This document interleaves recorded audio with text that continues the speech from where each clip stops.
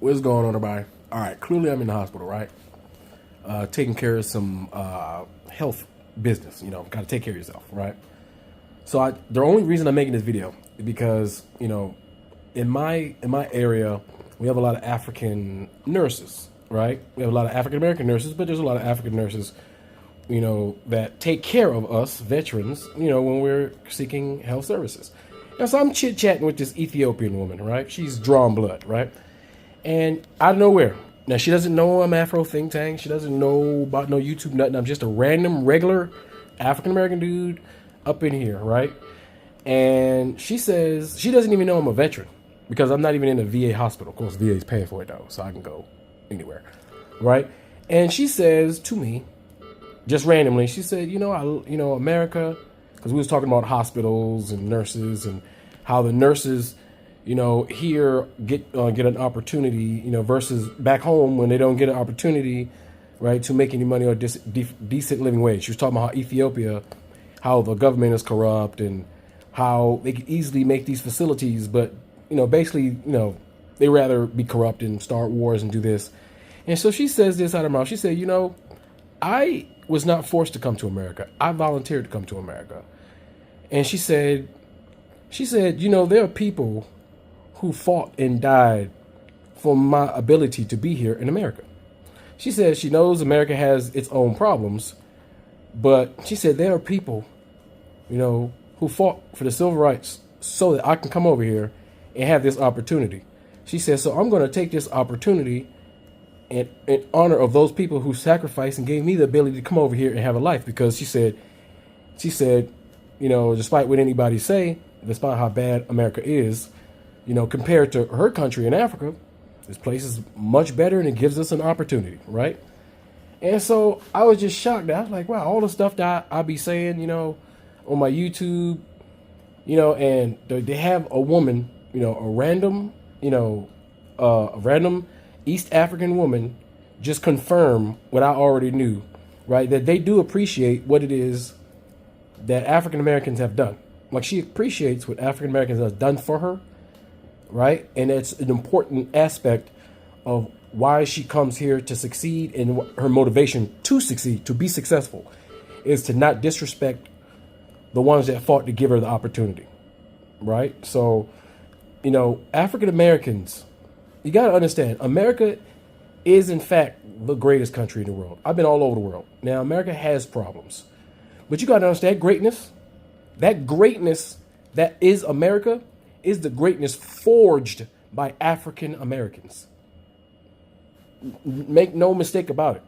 The reason why America has so many rights and so many opportunities is because African Americans had to fight this European tooth and nail for centuries, getting concessions after concessions after concessions after concessions, until we created a country that was so viable for opportunity that other people from Africa and Asia found it better to come to America and suffer American problems, deal with American white European racism in order to seek the opportunities that America overall has to offer, right? When they could have stayed in their own countries that have more resources, right? Now, for all intents and purposes, if you got money, these other places are better. But for the average layman, when you have governments in Africa and Asia where the politicians, even though all politicians are corrupt, the type of corruption within these Asian and African countries are to the point to where the money and the opportunities and infrastructure does not get built at a rapid rate, because their type of corruption is to keep all the money for themselves and not build infrastructure at all, to not build the facilities to house their population, to not build the hospitals that these countries could easily build. And when I'm in Nigeria, even though I see, since 2017 to now, I have seen massive improvement, from Tinubu, as far as infrastructure is concerned, right?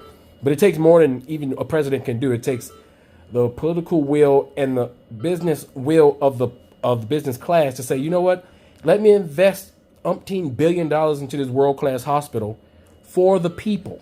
Let me invest umpteen $1 billion and have a proper structured hospital system so I can pay all of my fantastic doctors, nurses, and surgeons to operate world-class facilities here in Nigeria instead of the Nigerian politicians hopping on a plane going to Walter Reed, all right? Or going to John Hopkins, because I just happen to live in the area. We have the best hospitals, like, in the world here in Maryland, D.C., Virginia. We got the best hospitals in the world. Best service in the world with the best doctors, with the best nurses, with the best everybody, best everything, high tech, you name it, all the equipment, right? And all the Africans come here to, seek medical service instead of building those very same infrastructures in Nigeria, in Ethiopia, in Ghana. And I hear Ghana's working on building something too. But it's no excuse, because Nigeria and the rest of the African countries have the money. They have the expertise, right? They have no excuse to why they don't have world-class facilities where the presidents and the heads of states of these countries can get world-class service within their own country and provide an opportunity for their own surgeons, their own nurses to have a living wage within their own countries, so they can thrive like everybody else. That is the problem. It's the mindset of African leaders and businessmen that much rather take the easy route and fly to the UK, fly to Canada, instead of building their own countries. There's a lot of Africans who fly to America, Canada, and Britain, and once they get themselves personally comfortable, all they do is complain about what's happening back home, but they're not part of the solution to what's happening back home. So I charge all my continental Africans, y'all gotta do more than just talk about the problems of your country, because the only person that's gonna fix the problems in your country is you. You're gonna have to go back, and you're gonna have to be uncomfortable and build from the mud up. You can't just be comfortable in America. African Americans, we fought to create that comfortability that you enjoy here. But it don't mean you should get comfortable in it, right? And leave your countrymen behind. You can do your part. Everybody, all these continental Africans that got so much smoke for African Americans, what we do around the world, one thing you can't say about us is when we go somewhere, we make it happen. We are the architects of the greatest country on the planet. We fought, and we are continuing to fighting the worst savage barbarian on the planet, front to front, with a battle of attrition. We've shown you that a group of Africans can be snatched, can be discombobulated, can be made less than dirt, and still fight and come and create and participate in the greatest country in the world that everybody and their mama want to come to. Everybody. Despite the obvious problems that lies within America. So if this little band of West Africans who survived the transatlantic slave trade, right? 12 million Africans from 5, 6, 7, 8, 9 different warring nations that was fighting each other for centuries. If we can put all of our shit aside, all of our tribalism aside, because keep in mind, that's what an African American is. We are a unified Africa, manifested in the Western Hemisphere. We've shown you what can be done when Central and West Africans stop fighting for petty tribalistic reasons that have no effect on modern society or the future, right? When we stop fighting for that and we start fighting for our children and the future of all of our collective children, we can make something happen. African Americans are the example that we've set. We are the standard. You continental Africans can do it too, because we got the same power within. We've got the same power. The same power African Americans got, the same power continental Africans got. That's where we get our power from. You guys just need to manifest that power, use that power, control it, and don't let someone else control the power that you do have or manipulate you to use your power against your fellow African, like what's happening in South Africa, right? And little small parts of America with the little, xenophobic hate groups, right? But y'all guys need to step your game up and meet the challenge and make yourself uncomfortable for your children's future so you can build that America. What you see, this American dream built by 12 million Africans put into the transatlantic slave trade, turned to 55 million Africans who are some of the richest ethnic group on the planet. Our GDP is $1 trillion. We went from less than mud to $1 trillion GDP. You cannot tell me we're not a successful group of Africans, despite all the things we continue to go through. So if we can go through that, there is no excuse why the rich, resource-rich, super smart, intelligent, talented Africans can't do that 10 times over and make Africa the greatest continent in the history of the world. with the most advanced technology and the most humane systems to treat people like human beings and give everybody the opportunity to thrive. So yeah, I just want to say that because she really inspired me. She just came out of nowhere. This was a random. She was just telling me, I ain't know.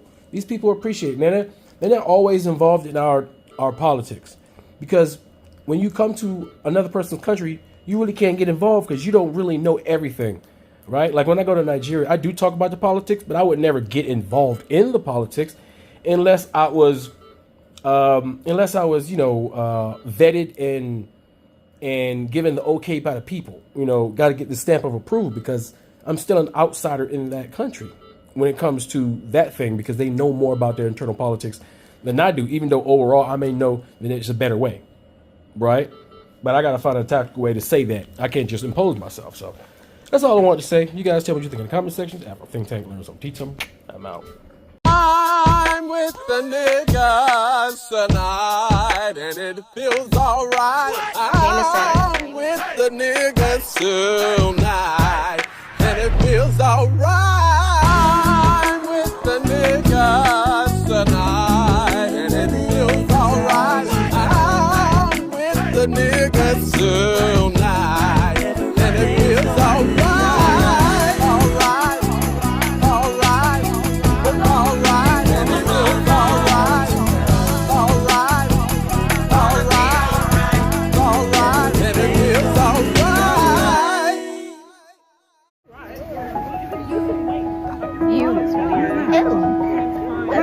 What is that? I don't know. What is that? That's okay. Oh, it's a goblin and it's nasty.